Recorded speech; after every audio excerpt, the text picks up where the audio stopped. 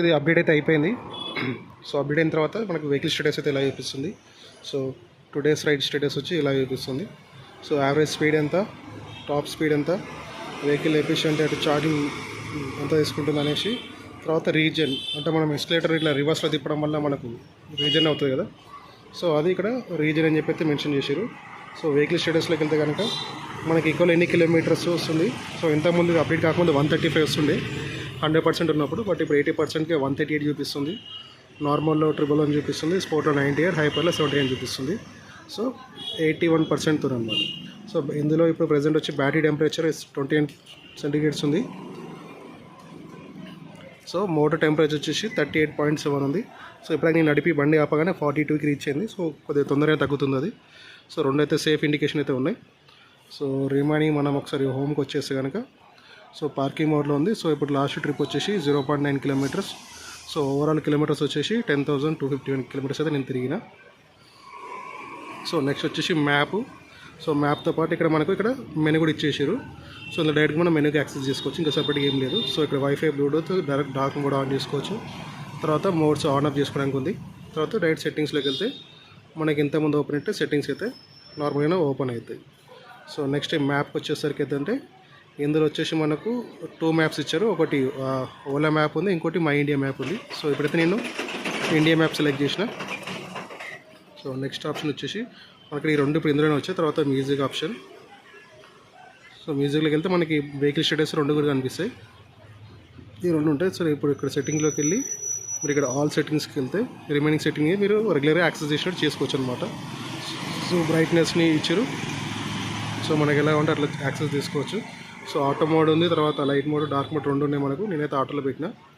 So తర్వాత ఇందులో అయితే ఏం చేంజెస్ లేదనుకుంటే, ఏం చెక్ చేయలేదు అది. తర్వాత బ్లూటూత్కి వచ్చేస్తే సో ఇందులో ఏదైనా ఒక డివైజే పనిచేస్తుంది. సో రెండు మొబైల్స్ ఒకటిసారి అయితే కనెక్ట్ అవ్వట్లేదు. తర్వాత వైఫై మనది ఏతుందో వైఫై అది. తర్వాత సౌండ్ మోడ్స్. సో ఇందులో సేమ్ రెగ్యులర్గా ఉన్నాయి అనమాట. ఇందులో ఈ కన్సర్ట్ మోడ్ ఒకటి యాడ్ అయింది. సో ఈ కొత్త వర్షన్లో వర్షన్ 4లో ఈ రెండు యాడ్ అయింది అనమాట. సో అంటే మనం ఏదైనా హోస్ట్ క్రియేట్ చేసుకోవచ్చు, లేదంటే ఉన్న హోస్ట్లో మనం జాయిన్ కావచ్చు అనమాట. తర్వాత వచ్చేసి లైట్స్. సో లైట్స్లో వచ్చిన అప్డేట్ ఏంటంటే లైట్స్ ఓకే, ఇందులో సేఫ్టీ ఇండికేటర్ వచ్చింది.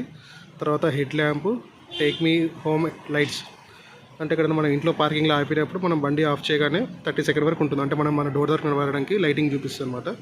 తర్వాత మనది హలో ల్యాంప్ రెగ్యులర్గా ఉండేది ఇది. సో అది కాకుండా ఇందులో అడిషనల్గా వచ్చిన ఫీచర్ ఏంటంటే ఇండికేటర్ లైట్స్ అనమాట, auto turn off indicators. So ఇదైతే బాగానే వర్క్ అవుతుంది.